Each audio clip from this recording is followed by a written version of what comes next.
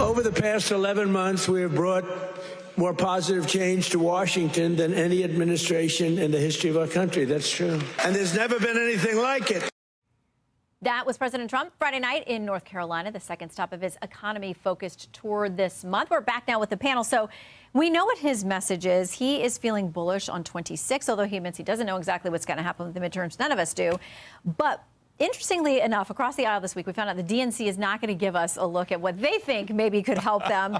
The New York Times reporting the DNC is killing its autopsy of the 24 election. Ken Martin, the chair, will keep the findings under seal. He believes that looking back so publicly and painfully at the past would prove counterproductive for the party as it tries to take back power in Congress. Stephanie, surprised that they've decided we'll take our lessons, but we're not going to take them public. I mean, there certainly has been a lot of surprise even among Democrats, and my colleague spoke to several Democratic advisors who are, working with other Democrats who are planning probable runs in 2028, who feel like this is an effort to maybe try to help former Vice President Harris if she decides to run again. They feel like it's very unhelpful and seems to indicate that the party is not taking seriously the lessons of last year, which of course have been discussed quite a bit over this year. And I think that is why they're trying to kind of move past this. But again, it kind of goes back to the problem that we saw with the party last year, is this need to kind of cover up things. That was a big concern with Democratic voters, that they felt like they weren't being told the truth.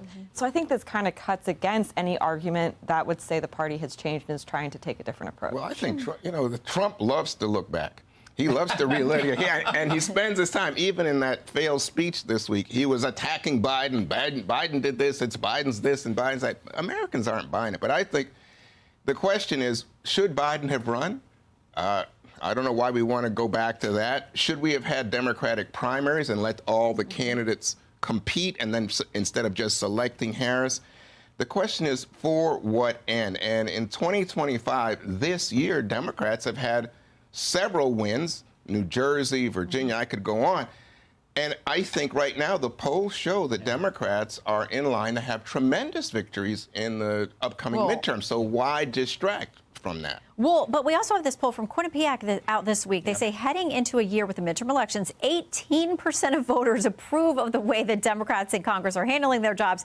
They say that is a record low job approval rating for them. Yeah, and 74% disapprove. Is the lowest ever. Look, I'm going to break some news. I got a bootleg copy of the autopsy. Here's the findings. Yeah. Don't unleash the worst foreign policy debacle in American history that convinces people your president's incompetent. Don't unleash the worst border crisis in American history. Don't unleash the worst worst inflation in 4 decades.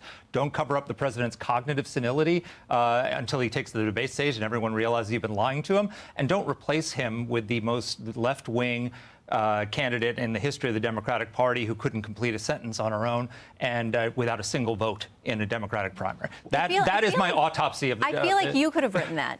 Maybe that's not the bootleg coffee. That's not. You think I don't? Partisan You're coffee. a plug on national TV? I understand Juan's point about the Democrats. They've had some wins this year, like, no doubt.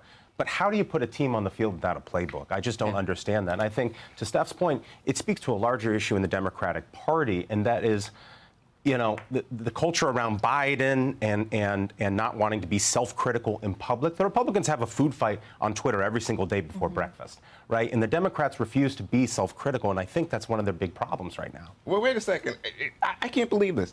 Republicans never say a word about Donald Trump as he puts his own name on the Kennedy Center. I mean, as the guy destroys the East Wing, as he attacks a dead man, Rob Reiner. And Republicans say, I don't want to talk about that. I don't want to mention it. But it seems to me that you got a president, Americans want to hear about the economy, about affordability, and he's self-serving, and yet Republicans say, oh, no, you don't want to be self-critical. I never hear Republicans take responsibility for a president that's adrift. Well, I would say, Michael, I heard from a lot of Republicans on those issues this week. They have some opinions. Marjorie Taylor Greene's like on a national TV circuit right now being critical of Donald Trump, Where do we see that in the Brian Democratic Party? Fitzpatrick on the air right here. Yeah, right. That's true. Okay, now listen, let's go past 26. Let's take a 28, because this week, Erika Kirk, who's now heading Turning Point USA, made news that she is going to fully back Vice President Vance in 28. She believes he needs to be the next president, and the weight of that organization going behind it. I sat down with her in Phoenix yesterday at their big gathering to talk to her about a lot of things, but I asked her about the other big headline this week, that she had a lengthy meeting with Candace Owens. Here's what she told me. Did you feel like you have common ground? You have some common ground with Candace? I mean, you both want to honor Charlie's legacy, it seems. I mean, you both say that you want to know exactly what happened. Do you feel like there was some common meeting of the minds there? I'm not going to speak on her behalf. But what I do know is that my COO and myself, when we walked into that meeting, we were very intentional with why we were there, provided what we wanted to provide to show context and also to show we have nothing to hide, never will have anything to hide. And you just let the Lord do the rest. But I'm not going to sit and judge how anyone interpreted anything outside of myself. So I pray for her, I pray for her family, and let the Lord handle the rest. We're building. I don't have time for the noise. I said my piece, and that's it. And we get back to work. Mark, what do you make about this? These really prominent voices on the right, a lot of big figures all over the place on this. So, first of all, she's so incredibly gracious, and Candace Owens actually says she didn't drink the water in the meeting because she was afraid that the shit might be poisoned or something like that. I mean, we have one of the things that we have, if you look at the left has a real big anti-Semitism problem, and it's in the mainstream. You have members of Congress, the Academy, elsewhere. The right, the anti-Semitic right, and has been on the fringes, and they're trying to get into the tent. And we have, I think Ben Shapiro said it best this week, you know, nations need borders and movements need borders. And there are certain borders that you don't cross, and letting anti-Semites into this movement and conspiracy theorists into the movement is a terrible idea. We need to push them out. Well, even beyond just the anti-Semitism, which I totally agree with you, it feels like politics today has become this sort of soap opera of infighting, right? And the idea that you would take the death of Charlie Kirk and turn it into some sort of macabre content farm for some of the worst people on the internet, I find disgusting. And so, I pray for Erika. I can't believe she has to go through all of this in public. Yeah. It's outrageous. Yeah. Okay, I want to end us on a happy note with that in the rearview mirror. We featured Juan Williams' nephew, Christopher, who is an astronaut. We had an interview from the space station with him a couple of weeks ago. You were here with an update, and I got to say, he's got the most epic Christmas card we're going to get this year. Well, I think so. You know, this Merry Christmas to everyone. But can you imagine, one day you open the envelope for Christmas cards, and here's the Christmas card that it's out of this world. It absolutely is.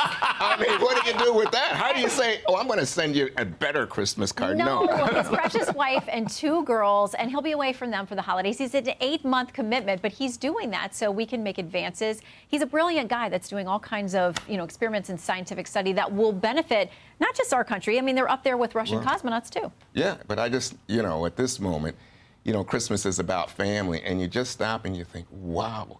I'll be home for Christmas. No, I'll be in space. Yeah, exactly. He will be in space. Steph, final word to you. I mean, that's an amazing Christmas card. I wish I had the energy to make my own, but I definitely won't even try now. We're not going to outer space, and this is our excuse for not sending Christmas cards this year, because we couldn't top that. Hey everyone, I'm Emily Campagno. Catch me and my co-hosts Harris Faulkner and Kaylee McEnany on Outnumbered every weekday at 12 p.m. Eastern, or set your DVR. Also, don't forget to subscribe to the Fox News YouTube page for daily highlights.